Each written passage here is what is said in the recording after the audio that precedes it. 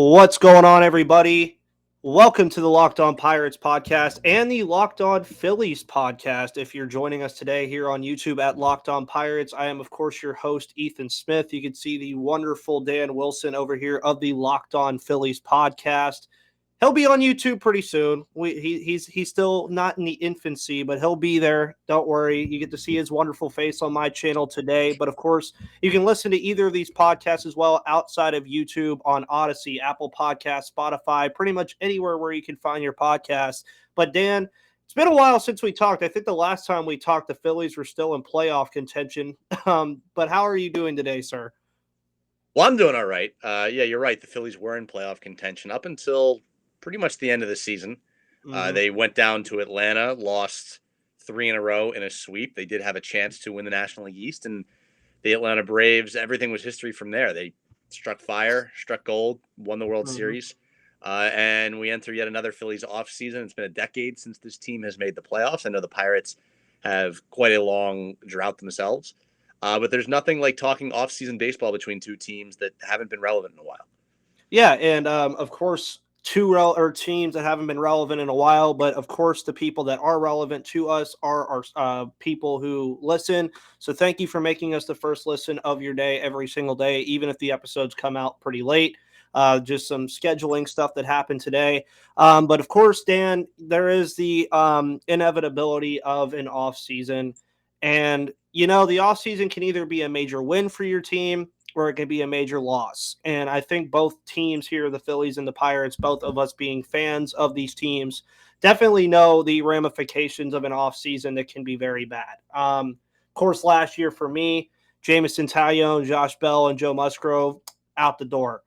Phillies, of course, the big Bryce Harper deal has not led to a playoff game yet, so that's been kind of interesting as well. But with this offseason, of course, we're dealing with something different, and it's the CBA. And the CBA, of course, all reports seem to point at the fact that by December 2nd, we are going to be facing a work stoppage. Everything is going to stop. Like, we're just not going to see anything going on. How does that affect what the Phillies, and maybe even if you have a take on the Pirates, how does that affect what teams in general are going to do here in the offseason, with it already being November 11th at the time of recording? How does that change things based on the fact that teams might have less than a month to do anything? Yeah, I mean, of course, it changes everything, right? There's certainly kind of a shot clock on the offseason as we stand right now. It certainly seems like these two sides are headed for a labor dispute. Everyone who's close to the situation, you read anything, you follow any of the insiders, whatever the case might be, these two sides don't like to get along. Like the Players Association, the owners, they do not see eye to eye on many things, to the point where many are predicting that we might delay pitchers and catchers, might delay spring training. Hell, we might even delay the 162 game season. So if baseball is effectively not operating, I mean, does that mean the entire, you think of all the possibilities, right? Does that mean the entire offseason essentially needs to take place between now and the next 3 to 4 weeks, between now and December 2nd? Does that mean that they're going to return just in time because pressure outside pressure is like, all right, well, we're about to miss some games, so let's actually get something done here in the 11th hour after being in a stalemate for 3-4 months, whatever the case might be? Does this lead to an interesting scenario where we kind of see free agency and trades a little bit like you see in the NBA or the NFL, where it all takes place at once? I mean, you mentioned Bryce Harper. There's nothing, no one in Philadelphia fails to remember that, he didn't sign until February 28th. It took all off season. And these stallmates when it comes to free agency in baseball, because there's no salary cap, because it's just a never-ending negotiating war, because of the nature of the sport and owners spending their money versus, say, an agent like Scott Boras. Those negotiations can go on for quite some time, and a labor stoppage in this case would certainly speed that process up. Of course, we have a big shortstop class headed this offseason. It seems unlikely that those guys would all be signed by the labor stoppage. So I don't know. Anything is essentially on the table here, so to speak. How the offseason is affected. If there is the threat of losing games, do we see teams not as willing to spend money? Do we, who knows? is Mhm. basically what's going to happen. Who knows? And this is the last thing, by the way, baseball needs at this current juncture. It took them forever to get a 60-game season together in the year 2020. You finally get a 162 game season on the table and executed in the year 2021. You welcome fans back. And I actually thought it was a pretty good, year for baseball. You saw the Atlanta Braves kind of prove that just getting in the playoffs is really all you need sometimes, that Mhm. there is parity in the sport, that a team ending a drought is always a good thing for a sport. You also saw, a game played in a cornfield, in the Field of Dreams game. Like you saw ratings in the year 2020 and 2021. People were interested in baseball, and certainly there's still issues with the length of the game, the different rule changes that they may or may not carry over. Do we have a DH long term? A lot of things that baseball needs to figure out in this Mhm. CBA moving forward.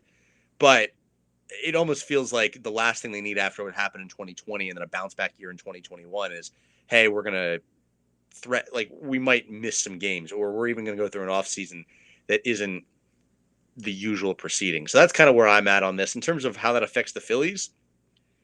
I mean, look, they might spend some money. They're not going after someone like Bryce. I don't think it's out of the question that they might target one of these shortstops, although it does seem like all indications are that Bryson Stott will be, player coming up through the minors, will be the team's opening day shortstop. I think the Didi Gregorius experiment, if you will, has run its course. Um, But in terms of like what it means for this offseason and this for the Phillies in general, I mean, they certainly have a number of needs. I know something we're going to get into a little bit later is, they need a center fielder, a left fielder. They need bullpen help. And trying to fix your team is hard enough when you have an entire offseason. When you're up against the gun, I mean, maybe players sign more. They're more quick to sign deals. Let's say if there was a labor stoppage from December through February, and then everyone kind of comes back in March and says, "All right, everyone's going to go get on a team now." But I don't see a scenario where a labor stoppage helps a team trying to rebuild with a number of holes, so to speak, mhm. because you would prefer to have all off season. Again, this is an off season I'm excited for, with Dave Dombrowski for the first time having a full off season to himself. He got hired last year in December, kind of figuring things out. First 162 game season back. Originally, he was going to be heading the Nashville plan to have a team in Nashville expansion. That got halted due to COVID, and kind of his backup was taking over the Phillies' not technically GM, but president of baseball operations. And Mhm. now that we're actually in it, and he has a full off season, and he's hired Preston Mattingly to head the player development in minor leagues essentially. And just today they hire a new assistant general manager from the Tampa Bay Rays. It really seems like he's trying to put his full imprint on this team, have a full impact. He knows what it takes to win. So let's see what Dave Dombrowski can do. But if the labor stoppage is going to get in the way of that in any way, shape, or form, that's not good news for the Phillies. Yeah, and it's not good news for the Pirates either, because a lot of the stuff that's been centered around one of the sides, obviously the players, is Ben Cherington has already expressed years of control is one of the biggest things that he cares about right now. And one of the biggest things that you see from what the union wants is they want less arbitration years so that these guys can get paid quicker, because a guy like Wander Franco, as of right now, is not going to get his major contract until like 2025 unless they decide to give him that major extension. But you look at the guys the Pirates debuted last year, right at the end of the year, Roenzi Contreras, O'Neal Cruz. Those guys are not going to get paid for a while. You have Bryan Reynolds, who we're going to talk about later, as a potential trade candidate, just because you don't know if the Pirates are going to pay him or not. And that's realistically where you're sitting in terms of the CBA. And it doesn't help anybody. It really doesn't, because there's just so many different things on the table right now for both of these sides. Like, of course, the owners want to save money because they're people and want to save their own money. Of course, players want to make more money. Of course, there's the possibility of shortening the season a little bit. There's a possibility of shortening arbitration, salary cap, salary floor. Baseball could change the way we know it by the course of 3 months. And how does that affect teams like the Pirates and kind of the Phillies too, who haven't seen the playoffs in a while? You have to restructure how you build your entire team based on how this changes. I mean, especially the Pirates, who are really building the framework to build a team kind of like the Phillies to compete in the play, like for a playoff spot. But it's also, you can't really do that if you don't know how the game is going to be played in 3 months' time. I mean, you don't know if you're going to have a DH heading into next year. You don't know if you're going to have any kind of stuff that can happen. I mean, literally anything with the CBA stuff. People before me, of course, have covered it like way before me, and it's happened plenty of times. They know more about it than me, but I at least know something about it from seeing the NBA lockout because I follow the NBA a lot. These kind of things are not fun. They're just not. And Dan, you can see Dan obviously here on YouTube shaking his head yes because he understands this kind of stuff is not fun because then it gets down to us where what do we talk about? Because nothing can happen. We're just going to be monitoring the CBA. Lockout day number 47. You ready to buckle up for it? Yeah, I know, right? It's going to be like locked on lockout. It's going to be like locked on lockout. We're just going to be doing diaries. That could be a fun idea, actually. I think we're spearheading a good idea here where when this lockout inevitably starts, and no one's going to really care too much, in December or January. February, pitchers and catchers, once they're not reporting, spring training games start. That's when people care. That's when people will begin to care. And so it is interesting that we could be headed in that direction. But I think it's a great idea. I think we should host the Locked On Lockout show. We update what number day of the lockout it is every single day. We give the latest. It's a stalemate. Be like, wow, the sides made no progress today. That's our show today, folks. Yeah, that could really be a fun idea. It's kind of like when you're watching the news and they're just telling you about stocks, and you're just kind of like, okay, cool. The stock literally didn't. The stock market didn't move at all today, or the day before that. Back to you, Dan, on weather. It's like, yeah, there you go. But we could do the Locked On Lockout weather report. We could just start talking about anything, Realistically, at that point, like ballpark food, you could be talking about anything. Me and Dan are onto something here. But before we move on for the rest of this podcast, I do want to let you guys know about the wonderful people over there who I can't seem to win money from at betonline.ag. For any of your betting needs, do not listen to me for anything. I don't win anything. It's okay. I understand it. It's fine. I bet the Steelers to cover the other night against the Chicago Bears and the under. Obviously, that did not happen. But if you want to go win some money, betonline.ag is the place to go. We're back and better than ever. A new web interface for the start of the basketball season and more props, odds, and lines are here and more than ever before. BetOnline remains your number one spot for all the basketball and football action this season. Head to our new updated desktop or mobile device website to sign up today and receive your 50% welcome bonus on your first deposit, meaning if you don't put in 1 unit, which is $100 on your first deposit, they will match half of that, giving you $50 of free money when you use the promo code Locked On to receive that bonus. From basketball, football, baseball, postseason, which is now done, NHL, boxing, and UFC, right to your favorite Vegas casino games like blackjack and slots. Don't wait to take advantage of all the amazing offers available for the 2021 season. BetOnline is the fastest and easiest way to bet on all your favorite sports. BetOnline, where the game starts. Again, I don't win that often, so don't listen to anything I say. I was on the Locked On Bulldogs podcast because I am a UGA fan and said we are going to win and cover by 20.5. So do not be surprised if Georgia wins 40-20 on Saturday and does not cover for the first time all season. Anyways. Hashtag Fade Ethan. Is this going to be a new running thing? It can be. I mean, yeah, because once the season starts, I mean, I'm going to start talking about this stuff. And, I mean, I'm already mad because breaking news, Bryan Reynolds did not win a Silver Slugger. So this is kind of a good segue. It was Nicholas Castellanos, Juan Soto, and Bryce Harper. Not surprised. Cool. That's not surprising at all. I'm just allowed to be mad because Bryan Reynolds had a very good year. But, he did. Well,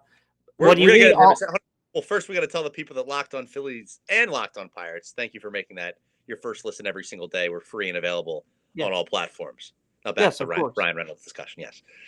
Yeah, of course. And the thing is, too, I mean, Bryan Reynolds, if it was a by outfield position award, he probably would have won, considering he led all of Major League Baseball for center fielders in OPS. But it's not. So usually right fielders dominate that award because right fielders are usually the dominant hitters in the outfield. But now that's a good segue into Bryan Reynolds. Wish we had Locked On Mariners host here because this is the part where I will go ahead and give full disclosure to everybody listening to this podcast. I warned Dan before we started about my tweet saying that I would be very angry. I am tired, sick and tired of seeing Bryan Reynolds trade talk. I don't want to hear about it. I don't want to see it on my timeline anymore because I think Ben Cherington made it evidently clear how untouchable Bryan Reynolds is by asking for Julio Rodriguez from the Seattle Mariners, who is their number 2 overall prospect. Now, keep in mind, the Mariners have a top 5, top 10 farm system, depending on what website you look at for rankings. The Yankees have also apparently asked for Bryan Reynolds, and the talk started with Jashawn Dominguez. Everybody knows who that is. The dude is a stud. He's great. But guess what? That's really telling you a lot about how much Ben Cherington values this man, and he should for the right reasons. And this is what I say about it. Extend him. I've been saying it for 5 months. Just extend the guy. He's a Silver Slugger nominee, Gold Glove nominee, All MLB nominee. You have him until 2025 if he stays on arbitration. Just extend the guy. He's 26. Like, they're overthinking this. And a reason I brought this up with you is because I was bringing up teams that have apparently inquired about Bryan Reynolds, and it includes the Marlins. That's an interesting one. The Phillies and the Yankees. What kind of trade, Dan, do you think that your Phillies would have to make to put 2 Silver Slugger nominee and 2 all-star outfielders in your outfield at the same time, considering you're also looking at another former Pirates outfielder in Starling Marte? Yeah, so I'm not going to tell you that they have a better – if the bar is better than Jason Dominguez from the Yankees, they might be hard-pressed to match it. There have been trade rumors circulate. I mean, this is what we do here in the offseason, right? And especially with the Phillies. Like, anyone could enter trade rumors. I saw Gene Segura and a few trade rumors today. The Phillies farm system certainly lacks talent as far as those other teams you just listed that are interested. So I don't know if they have what it takes to get him, if they're asking more than Dominguez, let's say. But in terms of, from a Phillies perspective, like, Bryan Reynolds would make a hell of a lot of sense. Guy, as you mentioned, can play the outfield. He fills one of the spots. Phillies need a left fielder and a center fielder. The Bryan Reynolds certainly would fill that center field spot in terms of how he played this season. Had his best season of his career in the year 2021. There's a reason why you wouldn't want to get rid of him. The question is the direction of the Pirates. Bryan Reynolds is what? How old? 27 at max. 27? Okay. Yeah, he's been in the bigs 3 seasons. So he came up when he was around 24, 25. He's 27-ish now. Guy entering the prime years of his career just proved that he is a bona fide major league hitter, a guy that you can stick in the middle of your lineup, and he fits a positional need for the Phillies. Like, I'd be all in on Bryan Reynolds. Now, like I said, I don't know what they can send to get him. I don't know what the Pirates would be interested for the Phillies. I don't know what your thoughts on a guy like Gene Segura are, because I'd rather have Bryan Reynolds than a guy like Gene Segura, quite frankly. So I don't really know. I mean, this is not the first time we've heard a guy playing really. I think the last time we spoke, it was just after the trade deadline, and it was just after. Was that just after Richard Rodriguez had been dealt? Yes, to Atlanta, which is shocking because he didn't even play on their postseason roster for most of the year. Yeah, so, but that was right after that. I was saying, all right, I'm all in the Phillies going after Richard Rodriguez because it fits a need. They need bullpen help. Dave Dombrowski has already said that they still need bullpen help. So that would certainly be quite interesting. In on Bryan Reynolds, more than Jason Dominguez. Don't know if the Phillies have that to offer. Perhaps with asks like that, maybe this early in the offseason. That's the type of ask that you turn down early in trade negotiations. Like, if they're committed to dealing Bryan Reynolds, let's say, you enter a lockout, you come back before the season, you say, all right, we're still trying to deal him. Now suddenly, maybe you wait it out. Teams that haven't figured out what they're doing in center field yet, Philly swoop in with a late deal. We've now seen, we saw some of the trades the Braves made. I'm not suggesting that Eddie Rosario and Jorge Soler are in the same conversation as Bryan Reynolds, certainly the season that he had. But, I mean, they traded away basically nothing for those guys in the middle of the year. So this is the type of guy that if he continues to have a good season in 2022, if there is a season, maybe he gets dealt, midway there. But I would love Bryan Reynolds in Philly for what it's worth.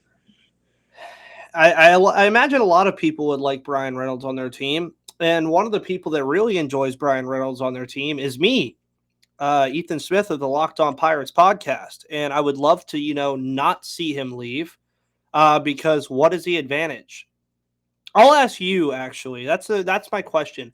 What What is is the the advantage? advantage of trading Bryan Reynolds for Dusan Dominguez or Julio Rodriguez? You're trying to get yourself good a few years from now, as opposed to a guy currently in his prime. I mean, it's got to be a timeline thing. Or you believe that Bryan Reynolds isn't really this good. He has his OPS this past year was 912. It was 632 in the pandemic season, and in 2019 it was good, but maybe you just expect him to be an inconsistent yo-yo from year to year, and you got to sell on him when he's in the prime years of his career, sell high, and the Pirates aren't ready to win right now. Oh, well, we all know that. I mean, but So that has to be what it is. yeah, and Ben Cherington has also said like we want to extend him. I just don't see what they're waiting for.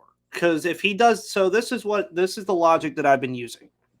If he does this again, say he literally, and it's impossible to do this, but say he literally replicates his statistics from this year and you just put him in 2022, maybe 0.05 around like everything. So like his OPS maybe drops or goes up, but he's around that area. He's only going to get more expensive. That's all I say. He's only going to want more money. And you're not a team that spends money naturally and historically. You do not spend money. And then all the more reason to trade him. You can get top value for him now. I mean, he came up in 2019. Mm-hmm. I don't know at what point he came up in 2019, but this guy's got 4 to 5 years, 3 to 4 or 5 club years or years of club control remaining before you would have to pay him. It's attractive. Mm-hmm. Yeah, it is. And that's the thing where it's either you have, but I would rather them make this decision now or make it now. Like you're making this decision now. You either are saying we're committed to you. You're not ready for the our offseason guy. Bryan Reynolds trade, is what you're telling me. Yeah. Like that's what I'm saying. Like you either need to do it or not do it. And that's basically where we're at with this, And realistically, if they decide to do it, I mean, that's what they do. I mean, I've seen everybody that I've loved from when I've started watching this team be traded before. So, I mean, but at that point, if you're trading Bryan Reynolds, everybody's available, right? Like, I mean, at that point, because people have asked me, they're like, compare his untouchability to another player. And the first guy that came to mind when I was asked that question was, oh God, I can't even remember. It was actually, who was it? Now I'm blanking. Now I look like an idiot. But basically, I remember now. Juan Soto. That was kind of where I was. Would it really shock you if the Nationals decided to move on from Juan Soto if they were to get a ridiculous offer? I mean, I guess you'd listen. I would be surprised if they deal Juan Soto, to be honest. I mean, I would as well. I mean, the guy's a generational talent, but you look at Reynolds and who you could compare him alongside in terms of statistics and everything. I mean, you could include guys like Starling Marte, Teoscar Hernandez, in some light, Bryce Harper. Bryce Harper hits way more home runs and he's a much better power hitter. Also, Bryce Harper makes like $35 million more a year than him.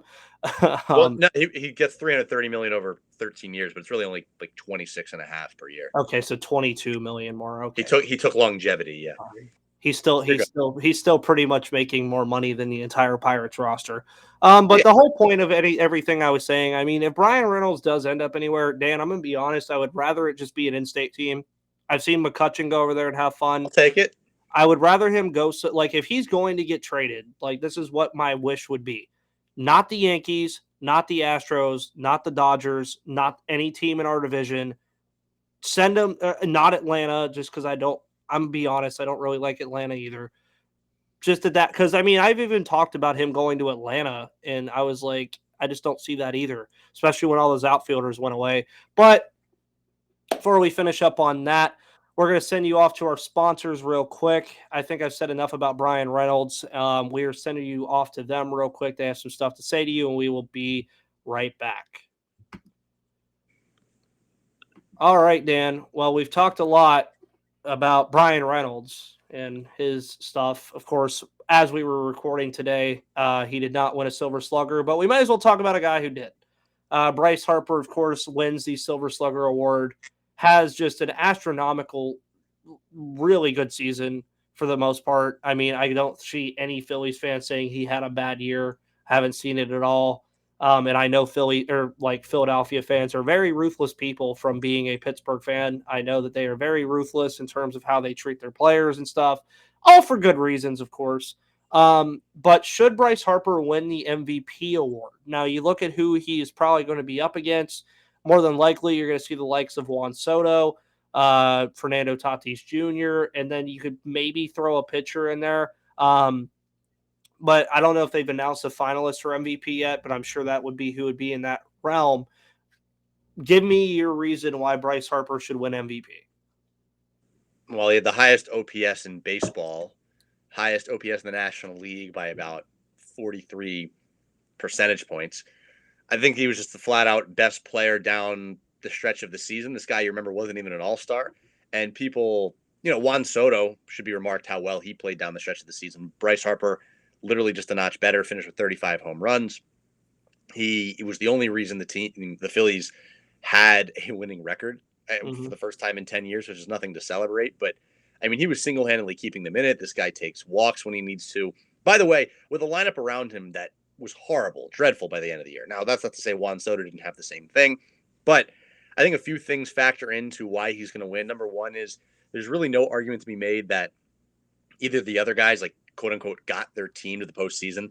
I don't think really getting your team to the playoffs should affect MVP a whole lot in a sport like baseball anyway. No, it's a much more individual award. That's what I say. It's a much more individual thing. Padres didn't make the playoffs. Nationals were horrible.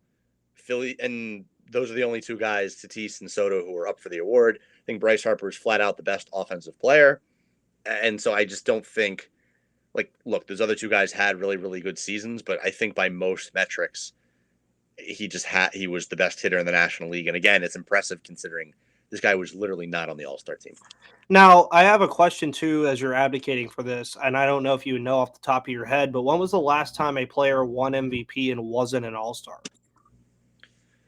That any player won MVP and wasn't an All-Star? Yeah, I don't know the answer to this question either. I don't know why. I thought you might know as well, but yeah, that's actually something that I should know. I thought you were going to ask me the last time a Philly won MVP, and I was ready to say, Ryan Howard 2006, or Ryan Howard had a 2006 season, but Jimmy Rollins also had a 2007 season. Those two guys went back to back, and there hasn't been an MVP from the Phillies since. And that, if history is any indicator, that was kind of a little bit of a pre-tease to the Phillies eventually winning the World Series in 2008.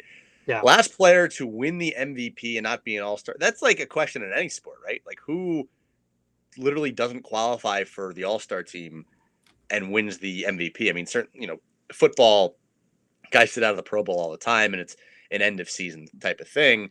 Yeah. But in terms of basketball, hockey, baseball, mid-season MVP, like mid-season All-Star, and the guy turns it up, it almost seems impossible to happen in basketball because guys make the All-Star team on their name value all the time, and there's less fluctuation in who's good and who isn't.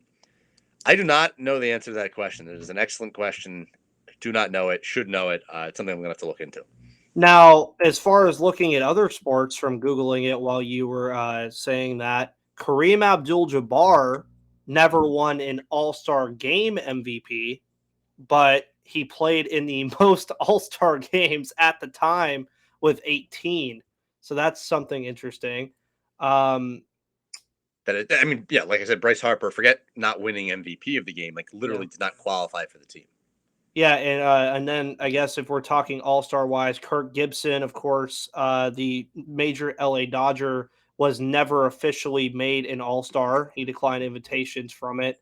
But this would take some very, very top 3 MLB MVPs to not make the All-Star team. Actually, here we go. As we see, me and Dan really like to do just the whole by the book thing, just have fun. Okay, here we go. Actually, Justin Morneau of the Minnesota Twins. He was the first the Twins first baseman would go to win the AL MVP, but he was not an All-Star. What year did he win that? 2006. Okay, he did. I couldn't remember if he won it with Howard or Rollins. He won it with Howard. Yeah. Hank Greenberg of the Detroit Tigers in 1935 would also do it. Totaling AL leading 36 home runs and 168 RBIs. On top of that, he had a 328 average. And then Don Newcomb of the Brooklyn Dodgers won the first ever Cy Young Award in 1956, but was not an All-Star. So I believe 3 players before have done it. Can Bryce Harper become the 4th? That is a big question here. I believe he will be. It'll be a week from today. I'm putting my money. He's the odds-on favorite. I do think it'll be really quick before we wrap part 1 of our conversation here up. I was thinking about this, right? This is actually a rant I had the other day on the podcast. Don't you think we should, at this point, like, because hitters and pitchers are kept so separate with the exception of Ohtani, like, if Ohtani continues to have seasons like this, like, he's just broken the AL MVP award, right? Like, being pretty good at pitching and being pretty good at hitting combined, you're just going to win the MVP. And I feel like the Cy Young Award is like, all right, that award is reserved for only pitchers. The MVP, it's most of the time only hitters, but like pitchers are eligible to win it. But the Hank Aaron Award, which is theoretically the hitter's equivalent to the Cy Young Award, is announced a week in advance and doesn't really get the same level of street cred that the other one. Like, at this point, doesn't it make sense to just have like a Hank Aaron Award and a Cy Young Award? Doesn't having an MVP, Bryce Harper already won Silver Slugger, Hank Aaron Award.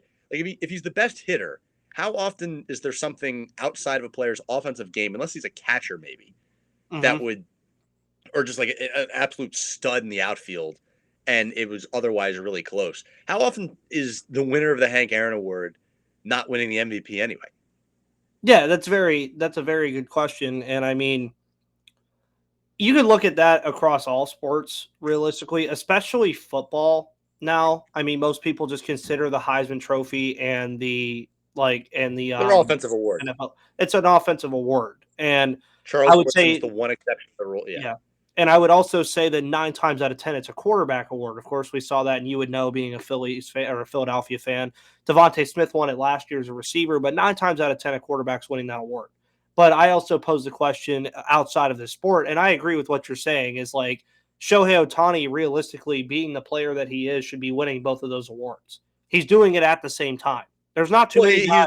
He's going to win. He's going to win the MVP, but you could be the 3rd best pitcher and the 3rd best hitter at the same time, and that makes you the MVP. Where in reality, I feel like if he's the best pitcher in the league, he gets Cy Young. If he's the best hitter in the league, he should get Hank Aaron. Why do we have an award that combines the two? Yeah, exactly. And comparing apples and oranges. So that's my only last thing, but I had to get in there. I mean, it's kind of valid. It's a valid talk. It really is. And I mean, but this is also what I said too. Until Tennessee went and won Sunday night, Derrick Henry getting hurt. I think if he didn't get hurt, he was probably going to win the MVP this year. We've seen running backs win it. Yeah, it's been a while. I will say that it's been a long time. But Dan, this is, again, as Dan mentioned, this will be a nice little 2-parter kind of deal thing going on. So this is part 1 of our Locked On crossover. So hopefully you guys enjoyed this part of it. And again, I mean, if you want to share your thoughts, guys, should Bryce Harper win MVP, you can follow that down here. Of course, you can follow me and Dan on Twitter at the little stuff down here at MVP_Ethan and at Dan_Wilson4. We will catch you on part 2. And if you enjoyed part 1, make sure you check part 2 as well on both of our channels, guys. Thank you so much. See you on the flip side.